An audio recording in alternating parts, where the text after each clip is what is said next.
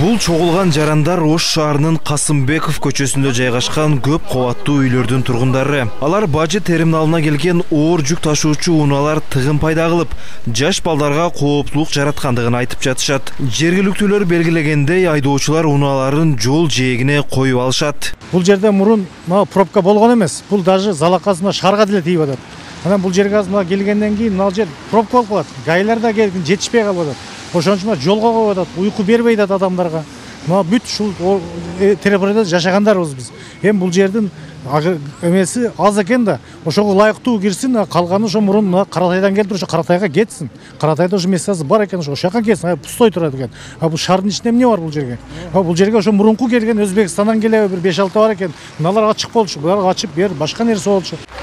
Оор жүк ташуучу айдоочулар бул кырдаалга терминалдын аянты тар болгондугу себеп болгондугун айтышты. Азыр Кытайга баруу үчүн виза жок болгондуктан бул аймакта тыгын жок. Маселен өткөн айда бул жерде чоң унаа тыгыны пайда болгон. Алар бажы терминалы Каратай айылында болгондо эч кандай тыгын болбогонун, болсо дагы шаар сыртында жайгашкандыктан тургундарга тоскоол болбогондугун айтышат. Өткөндө пробка болуп аттылы. Азыр виза менен ошо Кытайга виза менен киресиңер деген үчүн шопурлардын көзүндө виза жок. Азыр 300 шопурда виза бар.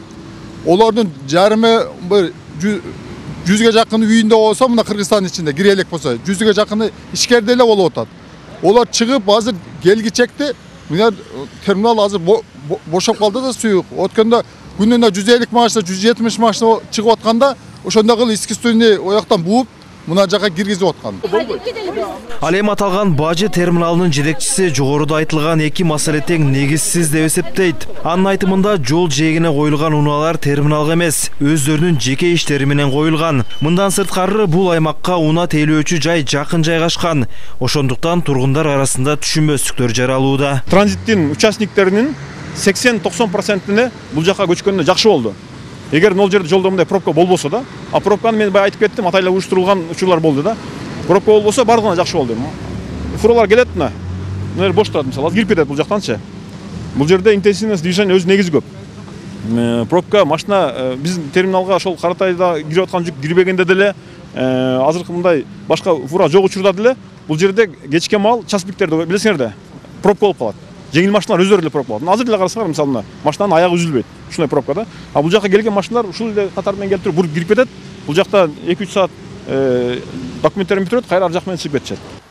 Түштүк батыш бажысынын башчысы терминалдын жылдырылышы ыңгайлуулукка жараша болгондугу менен түшүндүрдү. Анткени Кытайдан келген көпчүлүк жүктөр достук чек ара өткөрмө бекети аркылуу Өзбекстанга кетет. Бажы кызматкерлери ар бир жүктү чек арага чейин коштоп барышат. Терминал Каратай айылында болгондо бул иштерге кызматкерлер жетишпей келген. Ал эми унаа тыгынын азайтуу максатында жакынкы аралыкта Кара Суу районунун аймагына дагы бир бажы терминалын куруу пландалып жатат. Ирки штамдан өтүп атканда Оштон достукка өтө турган бир эле ошол ХБКнын жанындагы жол бар, сиз билесиз да. Шаарды айланып өтүүчү бир эле жол бар.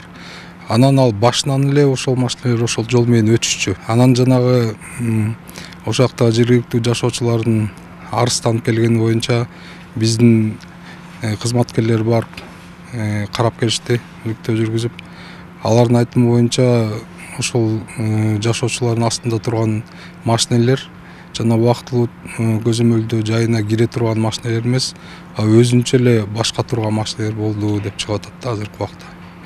Анан ал боюнча ошо жашоочулар дагы келип, андай болсо бизге эмне үчүн жанагы убактылуу сактоочу жайга келдик, силердики эмес болсо деп. Анткени азыр акта 30%, 40% машина азыр кетип аткан Каратайга өтүп атат азыркы убакта. Анткени өткөндө биздин төрагабыз келип 30% жана Бишкекке кетүүчү машиналардын баарын Каратайга киргизгиле деп бизге тапшырма берип кеткен. Эске салсак, Ош облусунда 2 жеке менчик бажы терминалы бар. Аларга күнүнө Кытайдан чыккан 200дөн ашуун оор жүк ташуучу унаа жүгү менен кирет. Ушул эле жүктөрдүн көпчүлүгү Өзбекстанга кирсе, калганы Бишкек шаарына кетет. Сыймык Маррат уулу, Уран Адишев, Эйдил Алиев, ЛТР, Ош.